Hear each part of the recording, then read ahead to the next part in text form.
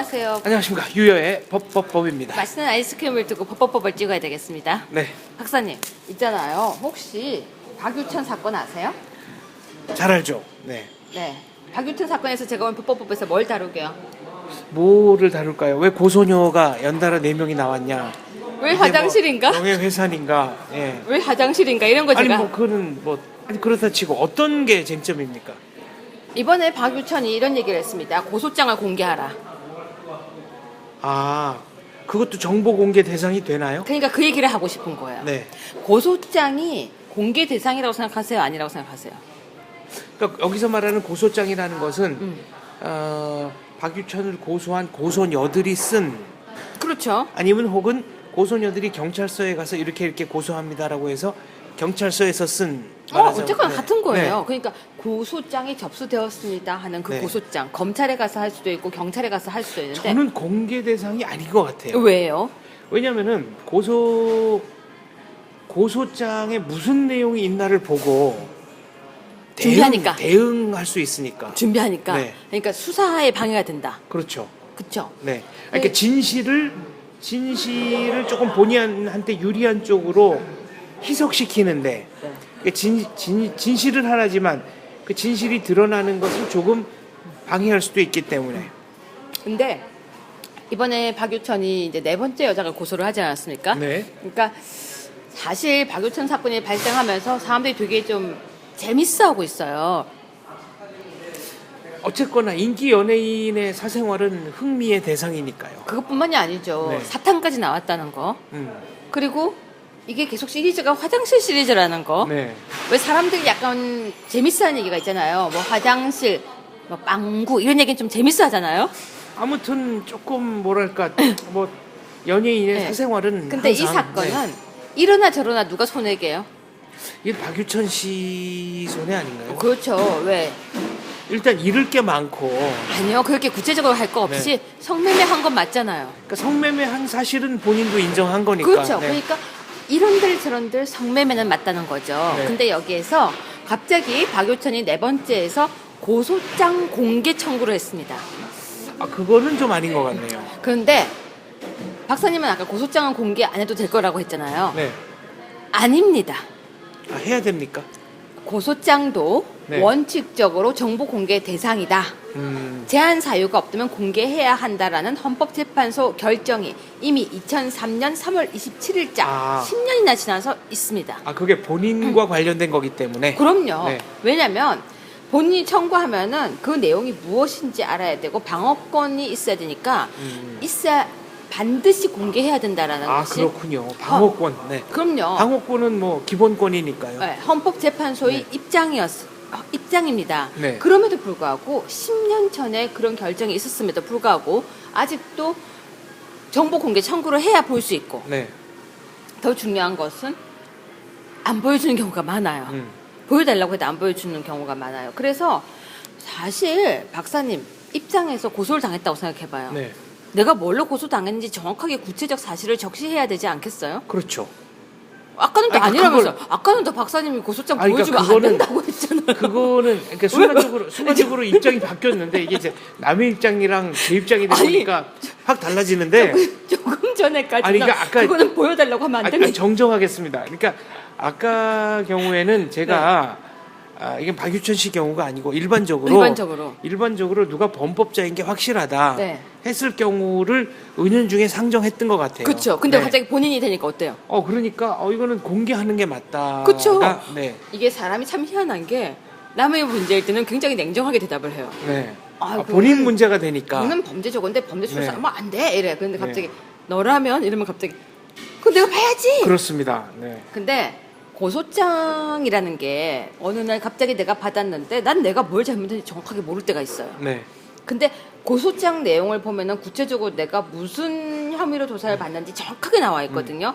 그래서 명확하게 알기 위해서는 사실은 공개가 맞다라는 입장이 헌법재판소 네. 입장이었던 거죠. 그런데 이 결정이 나오고 난 뒤에 지방경찰청 지침이 마련되었고 검찰도 공개 기준에 대해서 지침을 만들었어요. 그런데 이 내용이 뭐냐면요.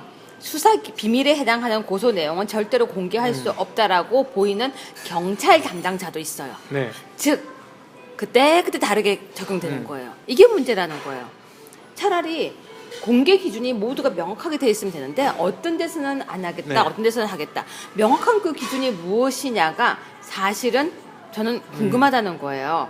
그런데 고소장 및 피의자의 신분 조서 열람 등사하지 못하도록 한 경찰서장의 정보 비공개 결정은 헌법에 위반된다라고 이미 12년 전에 네. 이렇게 결정이 되고 있음에도 불구하고 아직도 우리는 이번에 박유천 사건이 발생해도 이거 되는 거야? 안 되는 거야? 신기한 건 변호사들에게 10명에게 제가 질문을 했는데 5대5였어요. 아, 그러니까 헌법재판소에 이런 판례가 있다는 거를 변호사들도 모르는 거네요. 깜빡깜빡 뭐 모른다고 하면 너무 모독적이니까 깜빡깜빡. 깜빡깜빡. 네. 네. 그래서 그 경찰서장의 비공개 결정의 위원이라고 했던 여기에 대해서도 모르는 경우도 있었고 네. 또 인정을 안 하는 경우도 있었어요. 왜? 이건 수사에 방해된다. 근데 변호사들도 입장이 굉장히 다른 게 내가 또 이제 담당하는 사람이 고소를 당한 경우에는 네. 봐야지라고 또 그렇죠. 하더라고요. 근데 본인이 고소장을 접수하는 고소 대리인인 경우에는 그걸 왜 보여줘? 아, 이게 네. 라고 하더라고요. 그래서 피의자의 인권 보장을 위해서 만들어진 조항입니다. 공개하지 않는 것은. 피의자의 네. 인권. 우리는 참 희한하게 피의자의 보호, 피해자 인권이 참 많이 보호되는 것 같아요. 근데 왜 피해자에 대한 보호는 잘 없는지. 그러니까 저는 사실 피해자에 대한 인권 보호가 더 우선적이어야 한다라고 생각합니다. 그럼요. 독일은요. 피의자에 대한 인권에 대한 연구를 시작했던 게 60년대였어요. 네. 그러다가 70년대 들어서면서 피해자 인권이 더 중요하다는 내용이 나오고 있었습니다. 근데 우리는 아직도 피해자에 대한 보호 조치, 피해자 보호, 그리고 범죄 피해자에 대해서 뭐 성형을 해준다거나 이런 거에 대한 거는 아직도 부족하고 오히려 형사보상금. 그러니까 네. 내가 피의자로 지목이 되었다가 재판했는데 내가 만약에 무죄가 나온 경우를 어떻게 할 것인가에 대한 연구가 더 많은 것 같아요. 이제 박사님 몇 네. 분 만에 입장 바꾸신 건 처음 보는 것 같아요. 아니, 얘기를 듣고 보니까 저는 또 다른 사람 말이 맞다고 생각하면 제 입장 금방 네. 유연하게 네, 아, 바꿀 수 그걸 또 있습니다. 이렇게 좋게 유연하게라고 네. 표현을 하는군요. 네. 그래서 박유천 사건을 보면서 제가 이 생각이 들었는데 이어서 가장 핫한 사건 하나를 바로 이어서 네. 갈게요. 또 알겠습니다. 누구겠습니까? 홍상우 감독이죠. 아, 홍상수 감독과 홍상우가 아니에요. 네, 홍상수 감독과 신문에다 났어요. 그 여배우 김민희 씨랑. 네, 그러니까 이름 말해도 되죠? 네, 아 이거 뭐 언론에다 났으니까. 그렇죠. 그 사건에서 저는 무엇을 또 짚을까요? 뭐 간통죄 이런 거 말고. 그게 간통죄는 폐지가 됐으니까 그러니까 법적 문제 뭘 짚을까요? 그들의 문제. 형사는 없는 거 같고 민사가 뭐 있나요? 노. 홍상수 감독의 부인이 네.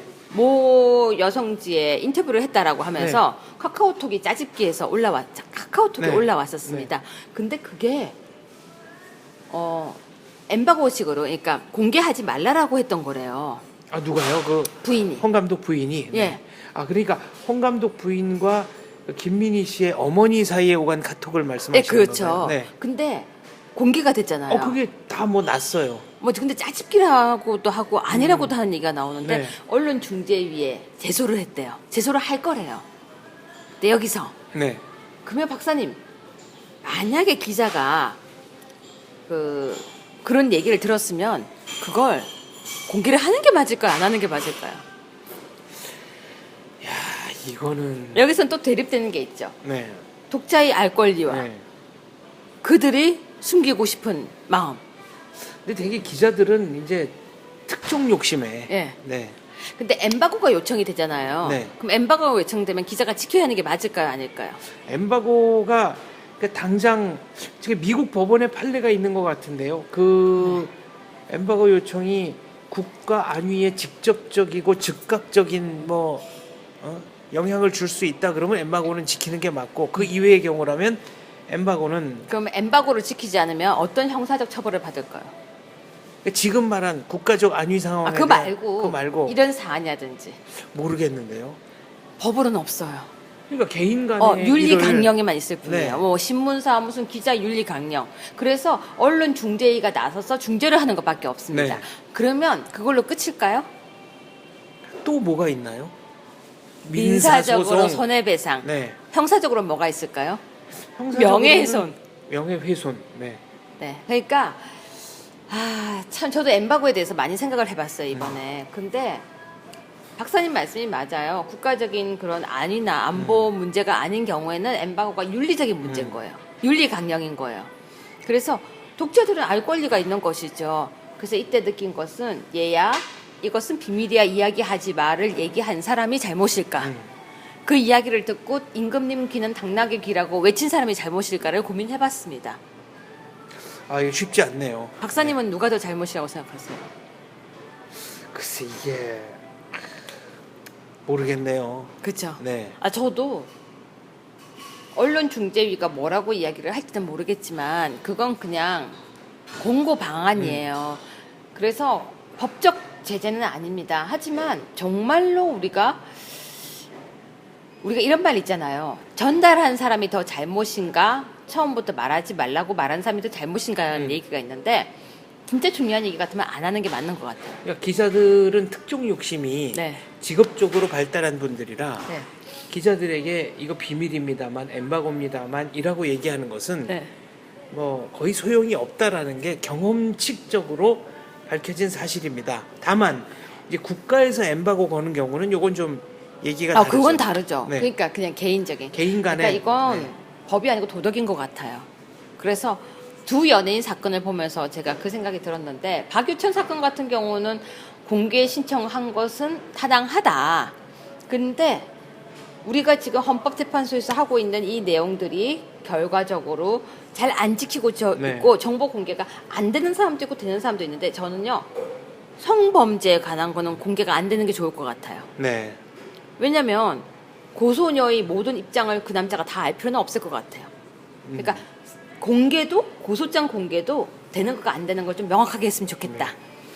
그리고 알겠습니다. 정보 공개 부분에서는 이렇게 엠바고 같은 경우는 이것도 안 되는 것과 되는 것을 조금은 구분을 명확하게. 예를 들면 국가적 같은 경우는 절대 엠바고를 깨트리면 안 된다. 네. 근데 그 외에는 말한 사람에게도 책임이 있다라고 보여집니다. 우리가 강아지 앞에 갈비를 이렇게 놓고 네. 이거 먹지 마. 먹지 마라고 하고. 그렇다고 기자를 강아지에 비유한 건 절대 아니고 절대 아니고요. 네, 이건 절대 아니고 비유적으로 말하자면 이제 참을 수 없는 거를 참으라고 하는 거는 이건 좀 문제다. 그럼 끙아 할까요? 아니 하지 말죠. 그냥 이렇게 네. 하지 말까요? 네. 아무튼 추상적으로 표현해도 다 그러니까. 의미 전달이 좀 구체적으로 표현하고 될 겁니다. 싶은데. 네. 네, 그래서 이 두 가지를 봤습니다. 알겠습니다. 감사합니다. 네.